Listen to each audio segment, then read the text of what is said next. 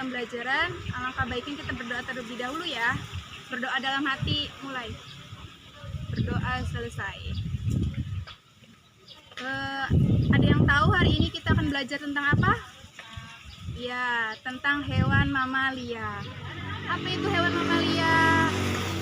Ya, betul. Hewan mamalia adalah hewan yang menyusui. Apa saja sih hewan mamalia? Yang pertama ada kerbau, harimau, sapi, kambing, dan lain sebagainya. Nah, ada yang tahukah organ pernafasan pada hewan mamalia itu apa saja? Iya, betul. Salah satunya paru-paru.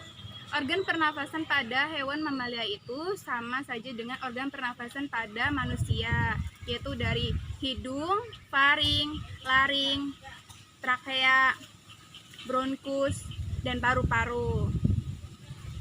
Anak-anak, dari beberapa pertanyaan yang Ibu ajukan dan jelaskan, apakah ada yang ingin ditanyakan?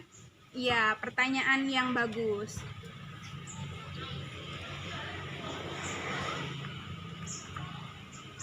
Coba kalian buka buku halaman 45. Di situ dijelaskan proses pernafasan pada hewan mamalia. Ketika hewan mamalia mengeluarkan nafas, otot diafragma akan melemas dan kembali ke posisi semula.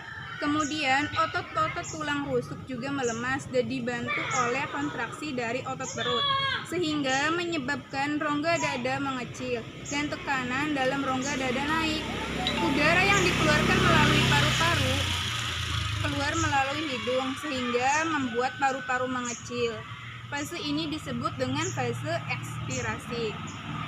Ketika hewan mamalia menghirup nafas, otot diafragma akan berkontraksi, kemudian otot-otot tulang rusuk akan berkontraksi sehingga rongga dada membesar dan menyebabkan tekanan dalam rongga dada berkurang. Udara yang dihirup melalui hidung masuk ke dalam paru-paru sehingga membuat paru-paru mengembang. Fase ini disebut dengan fase inspirasi. Sekarang kita lanjut pada materi fungsi organ pernafasan pada hewan mamalia. Ibu akan jelaskan yang pertama organ pernafasan pada hidung. Fungsi hidung adalah untuk menghirup udara pernafasan, menyaring udara, menghangatkan udara pernafasan, dan juga memainkan dalam resonansi suara. Yang kedua, faring. Faring, fungsi utama faring dalam sistem pernafasan saluran pencernaan yaitu membawa makanan masuk ke dalam kerongkongan. Faring juga berhasil dalam proses masuknya udara ke dalam pita suara untuk menghasilkan suara. Yang ketiga, laring. Laring atau kotak suara merupakan organ pada leher mamalia yang dilindungi trakea dan terlibat dalam produksi suara. Laring adalah saluran pernafasan yang membawa udara menuju trakea. 4. Trakea. Trakea tersusun dari 20 tulang rawan berbentuk cincin yang kuat tapi fleksibel. Dinding trakea tersusun dari cincin-cincin tulang rawan dan selaput lendir yang terdiri atas jaringan epitelium bersilia. Fungsi silia pada dinding trakea untuk menyaring benda-benda asing yang masuk ke saluran pernafasan. Yang kelima, bronkus. Bronkus juga berfungsi sebagai filter udara tetapi sifatnya hanya sebagai filter sekunder. Jaringan epitel di dindingnya menghasilkan lendir yang mengubah kotoran yang ikut masuk bersama udara. Yang terakhir, paru-paru. Paru-paru merupakan faktor utama di dalam sistem pernafasan manusia atau hewan mamalia.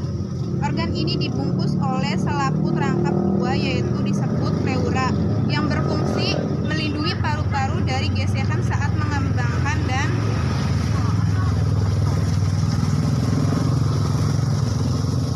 mengempis. Fungsi adalah menukar oksigen dari udara dengan karbon dioksida dari darah. Nah, sedangkan mamalia yang hidup di air juga bernafas dengan paru-paru, tetapi pada hidungnya dilengkapi dengan katup. Katup itu akan menutup pada saat muncul di permukaan air. Mamalia yang hidup di air mengambil oksigen serta mengeluarkan karbon dioksida dan uap air. Contohnya mamalia yang hidup di air adalah paus dan lumba-lumba. Sedangkan hewan mamalia yang hidup di darat, contohnya ada sapi, ada kuda, dan lainnya. Sekian penjelasan dari Ibu, apakah ada yang dipertanyakan? Baik, kalau tidak ada. Sekian penjelasan dari Ibu. Terima kasih. Wassalamualaikum warahmatullahi wabarakatuh.